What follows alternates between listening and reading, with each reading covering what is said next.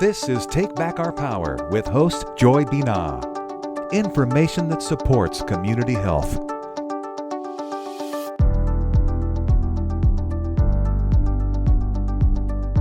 Information empowering you with personal health.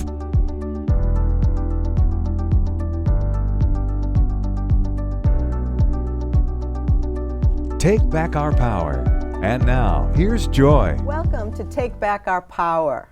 I'm Joy Binah. Today we will get into the heart and mind of a lifelong political activist and find out what makes him tick. Tatanka Bricca, formerly known as Kit Bricca, a leader of the Bay Area protest movements of the 1960s and 70s, with a fierce passion for social justice. Working closely with Cesar Chavez and Dolores Huerta on the grape boycott, Tatanka became the San Francisco Bay Area coordinator of the grape, lettuce, and wine boycotts. Leaving due to a severe back injury, he then moved on to building Amnesty International USA West Coast from scratch. Working with Janetta Sagan, Joan Baez, and a few others, they built the foundation of something so important to us all. These years of work put Amnesty International on the map. This organization is now the largest, most effective human rights organization in the world. In 1975, Tatanka responded to David Harris's appeal to help build a formidable congressional campaign. As director of the campaign, this effort was recognized by the Democratic National Committee as the best-run Democratic primary of 1976. He then moved on to fundraise for Agape Foundation in San Francisco, raising money for campaigns against apartheid in South Africa and for peace and the human rights movement in the United States. Next, he spent a couple of years building a solar coalition in Santa Clara Valley as part of a campaign to convert Silicon Valley from military to civilian spending. After moving to the Half Moon Bay area, Tatanka became a fundraiser for Vote Peace in '84 and the men's program director for batterers out of the Marin Abused Women's Shelter. For several years, he worked as an insurance agent and as a commodities options broker, while he sat on the boards of communities' nonprofit foundations like Vanguard Foundation, Mid-Peninsula United Nations Association, and the Mid-Peninsula United Nations Center, and as president of the Mid-Peninsula's Democratic Club. He then responded to an appeal from Ben & Jerry's and was founding organizer for Business Partnership for Peace and then Business for Social Responsibility in San Francisco, bringing together the first 75 CEOs from businesses to form a powerful force for peace in business and to explore triple bottom line economics and best business practices. From there, he worked as a paralegal enforcing state California cancer labeling laws, bringing in over $1 million to various environmental groups as part of legal action. And then he became a consultant for the first State of the World Forum, partnering with Mikhail Gorbachev to create a global forum to steer the world from war to effective peace and sustainable development. Tatanka has worked full-time with Greenpeace and currently volunteers with Romero Institute to create a constitutional protection zone in Santa Cruz City and County. He co-produced a documentary still in early edit called Protest Nation and co-wrote a film treatment for an action thriller called Building 7: Sins of the Father, both with his co-collaborator Ephraim Wyeth. He started Tatanka's Living Room in December of 2014 and has been meeting nearly every second Friday evening of the month at the Resource Center for Nonviolence to share original piano creations, poetry, and song, and sharing stage with other artists committed to a better world. For the best part of the last 20 years, Tatanka has been an integral part of the 13 Moon Mystery School tradition, working with Native teachers to bring medicine wheel ways to the populace here on Turtle Island.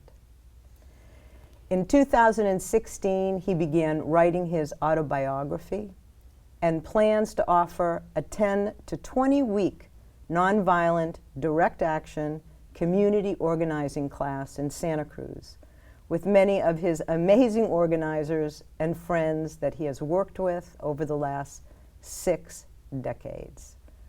Welcome to Tatanka Bricca to Take Back Our Power. Thank you, Joy. You know, before we begin, I wanted to read the definition of passion. Inspiration materialized into action with as much heart, mind, body, and soul as possible.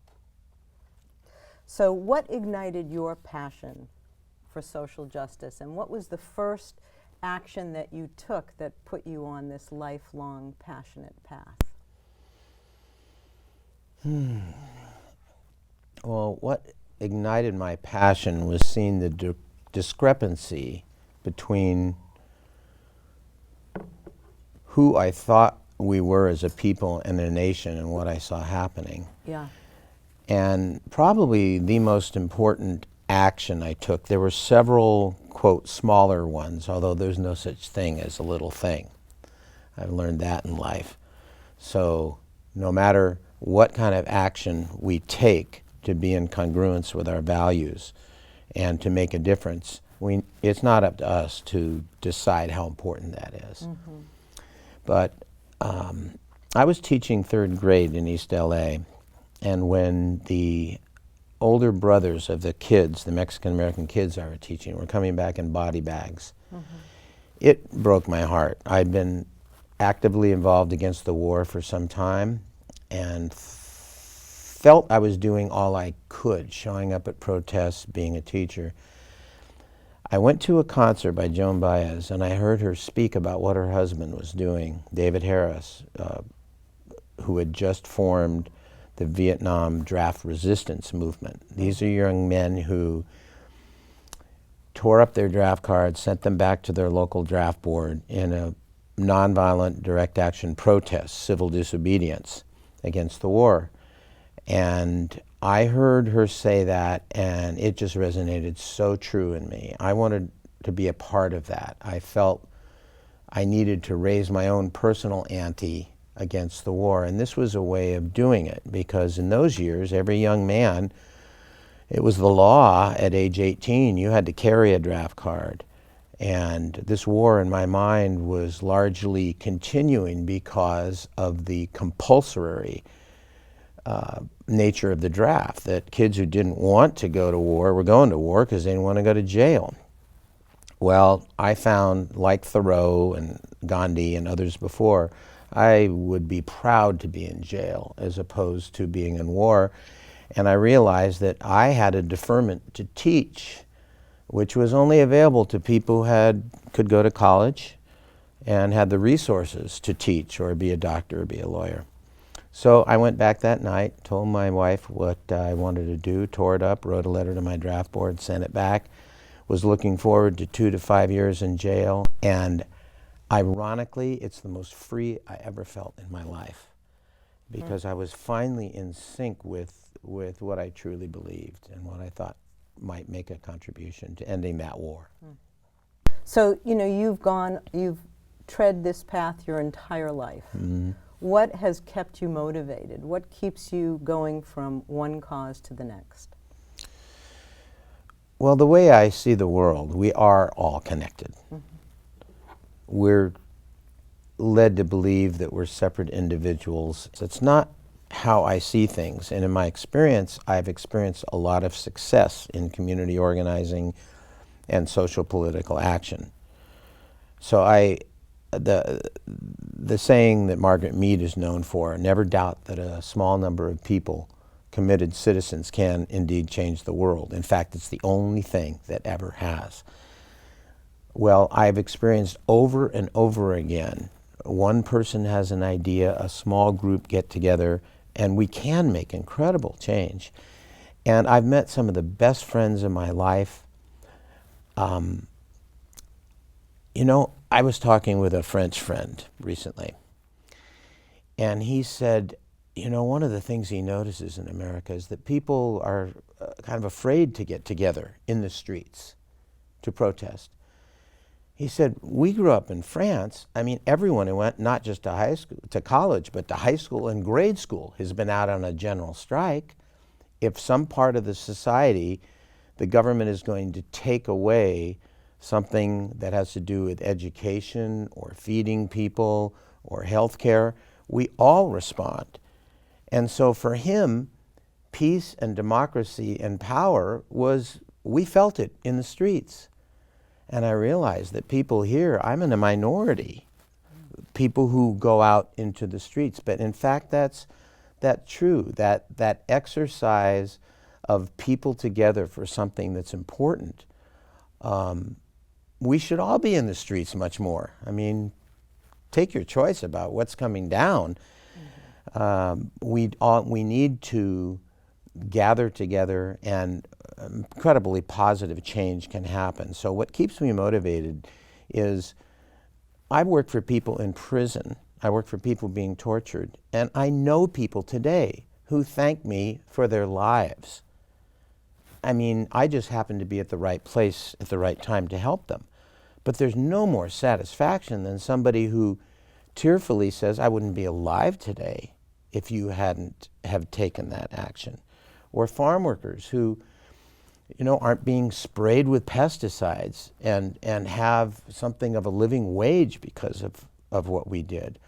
Or meeting people now who are the descendants of Vietnamese who are alive here in Silicon Valley because we stopped that war.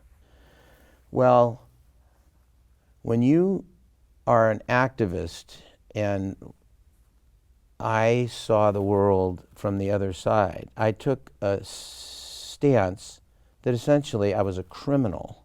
I'd committed a felony. And I saw the world from a different point of view. I saw it as an outlaw, kind of someone who violated the law. Even though it was nonviolent and principled, it was still an outlaw. And there's no more fun than gathering with other pirates and outlaws who have the betterment of all of us in mind. It's a great community. And it's a community of millions and tens of millions and hundreds of millions of us globally now. You know, people you trust, people who have your back, you have their back, people you fall in love with. I mean, there's no place I'd rather be. Wonderful. So, you know, the average person today is so overwhelmed. There's so much going on, you know, not only in the world and in our country, but in their own community, and having to work and take care of children. And I don't have to, you know, go on with the list that is as long as our arm. And I think that your average person feels that they can't add one more thing to their plate. And I think they wonder, what's the point anyway? And so how do you speak to that, and what would you say to engage them?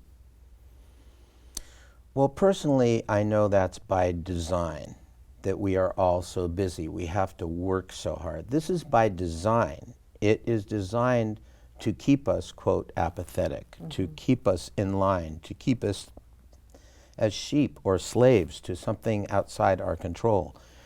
So I know the power of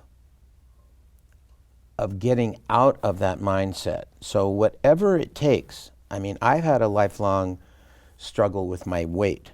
So I am now losing weight again. I know what it takes to go to not eat some things that I know aren't good for me, okay? Well, when you find you don't have time and you're too busy, look at what's around you. How much time do you spend on the computer?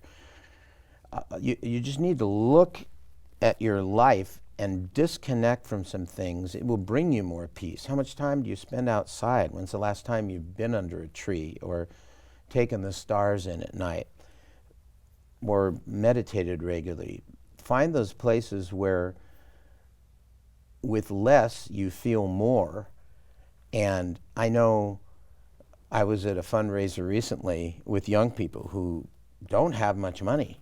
This was with the Pachamama Alliance. And the appeal was, look at how often maybe you go out and think about rededicating that money. And I had a young person from the Romero Institute came back and said, I found 3 pizzas a month that I'd gladly do without, so I have money to give to the Pachamama Alliance. And just doing that made him feel connected, The reason I got involved with the farm workers was I met Dolores Huerta. Yeah. I got to follow her around. Later, we were just talking about somebody off the air who I had influenced. I had no idea I had influenced him that much when I was working with the farm workers, but I understand how it works. I got involved with Amnesty because I met Janetta Sagan. Now, Janetta was a 4-foot, 10-inch Italian-American woman. I could barely understand what she was saying, kind of in broken Italian-American, but the light in her eyes just attracted me so much. Joan Baez had said, can you listen to this person and give me a read on her? And she had lost both her parents in northern Italy. One was a French physician, her dad was an Italian physician, and they were killed for helping Jews across the border into Switzerland. So at 13, she was part of a resistance cell working with the Allies in fascist Italy. She was captured, sent to prison, tortured brutally, never expected to live. And one day, she's taken out to be executed by a fascist and a Nazi.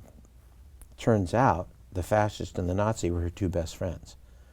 They dressed up, they conned the prison guard to let her, that's how she stayed alive. 5 months in a convent till the end of the war, goes back, is raised by cousins, goes to school, ends up at the Sorbonne, University of Chicago Medical School, falls in love with Leonard Sagan. I meet her 25 years later. She's a wealthy Atherton, Palo Alto housewife with 3 kids, still feels guilty she's alive. Why is she alive and her whole family's dead? And wants to make a difference and tells me about this organization in Europe that's working for prisoners of conscience. So here, I'm this organizer who had the advantage of working with Caesar and Dolores and experiencing the historic grape boycott and experiencing the largest agricultural strike right here in Salinas in U.S. history in 1970 and getting contracts out of it. And so I took everything I learned from them and I got to put it to work for Amnesty. I mean, it turns out I was an organizer looking for a cause. She was a cause working for an organizer. So we started Amnesty International USA, West Coast, in her kitchen that night. And the next 2 years was the most fun I've ever had. Now, when you are inspired by people, you get to work with them. And then you become someone who other people considers inspiring and they want to work with you. This is kind of a lineage of community organizing. This is a lineage of leadership. This is a lineage of anybody doing something worthwhile for the human race. And when you're a part of that, it gives you energy. Yeah, and it's a loving, supportive community. Loving, supportive community. You know, we're so isolated. Yeah. Yeah. And these are people who, in the heat of everything, have your back, and you have their back. And that continues throughout life. I think people they don't understand if they haven't been active that way, they can tend to see the downside. Well, is it going to make any difference? And gosh, what'll happen with me if I'm out on the street? They don't understand the love, the camaraderie, the fun, the creativity, the juice that you get. I evaluate every human situation I'm in, a meeting, for example, whether I'm in business or at a family meeting with my children or organizing.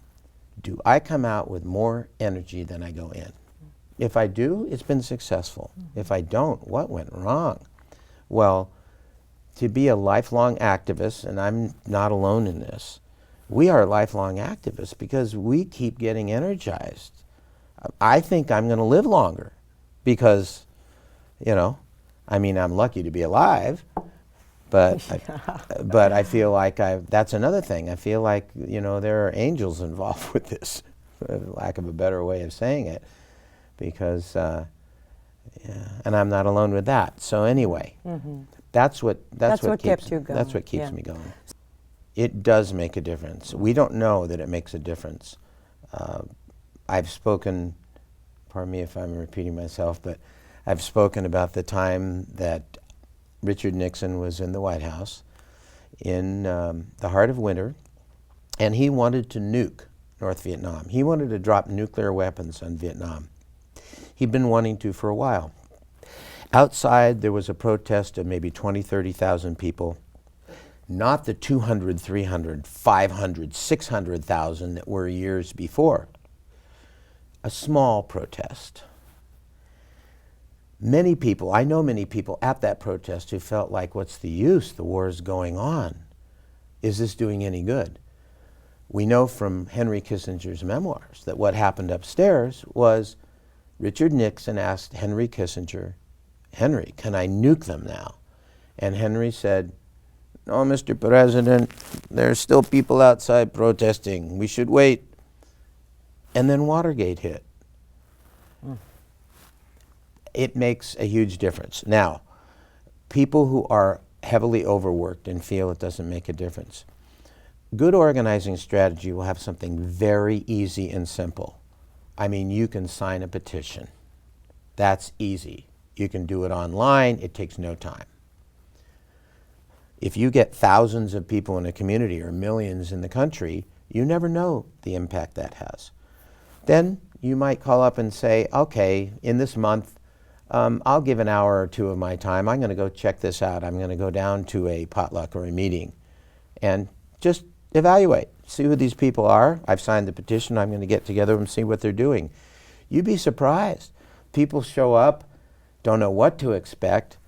They have more fun.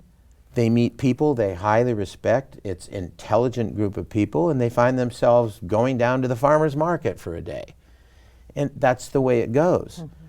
I know when I was in school, both in high school and college, I had the interesting phenomena that I observed for myself, where the more busy I was with things I love, the more I got done. People would say, how can you be I was involved in sports, football, baseball, basketball. Sports full time, I had lots of friends, I had girlfriends, I was working on my car, academics. I found that when I was doing more of things that I loved, somehow they all got done. There were times when I was doing less, where all I did was procrastinate what had to be done. So I don't buy the argument that there isn't time. I think we need to explore the whole notion of time. Yeah, because although our overwhelm is by design. Overwhelm is by design, and when you realize that the people who want to rule us, the elite that control the society, know what happened when you overwork people. They know what happens, the effect of shock and awe on us. Naomi Klein's Shock Doctrine is an amazing book that shows that things they couldn't get done in a democratic society around warfare can get done if you frighten people, if you shock and awe them, if you get them so tired they don't even vote, or what's the difference, or don't show up at a protest. So, I mean, it made a difference when I felt manipulated during the Vietnam War, and then I read the statement of the head of the Selective Service System, where he was bragging about the Selective Service System, the draft. And he said, the Selective Service System is ingenious. It's putting a young man in an uncomfortably warm room with many choices, freedom of choice, Army, Navy, Air Force, Marines, higher education, conscientious objector. What he doesn't know is that they go all into the same outer room, and it's our the selective service system people, job to channel the manpower of the nation. This document is called Manpower Channeling. When I read that, I said, that's exactly what I feel like. I feel totally manipulated, even though I'm doing good as a teacher. I'm being bought off. I don't have to go into the military. I'm wealthy. So all the poor people can do the killing. And when I realized I was being manipulated, I didn't want to have anything to do with that box. I got myself out. Well, the elite has become very sophisticated now with a volunteer army to keep us too distracted, too frightened, too busy, too exhausted, too sick, too apathetic, too much into whatever, choose your distraction. For me, I love football. I mean, I could spend all my time watching football on TV. That would buy me off real easily. And I wouldn't even feel bought off. I feel they translated, they did this PR thing where they said, democracy is having the freedom to buy, not the freedom to choose your economy or your education or your health care. And they equated corporate capitalism with democracy. And a lot of people unthinkingly buy it. They think we live in a democratic society. Well, we know we don't. Major decisions are made for us. I would like that. I think that attitude causes people to be left feeling that nothing's going to make a difference. Yeah. But here you are, a lifelong social activist, and every cause you've been involved in has made a change. You have been motivated to continue because the work that you've done has shifted and made changes. So this first half of our meeting with Tatanka has been so inspiring. We are looking forward to yet another half hour. So please join us again as Take Back Our Power continues to hear from a lifelong, passionate social activist, Tatanka Bricca. We really need to build not just healthy lives, we need to build new institutions. And they start in seemingly small ways, but something that makes sense one place can make sense another place and can then be seen as big. I love when Pete Seeger, before he died, he said, I see it over and over again where some big change occurs and people say, what happened? He said, like when the world gives up war.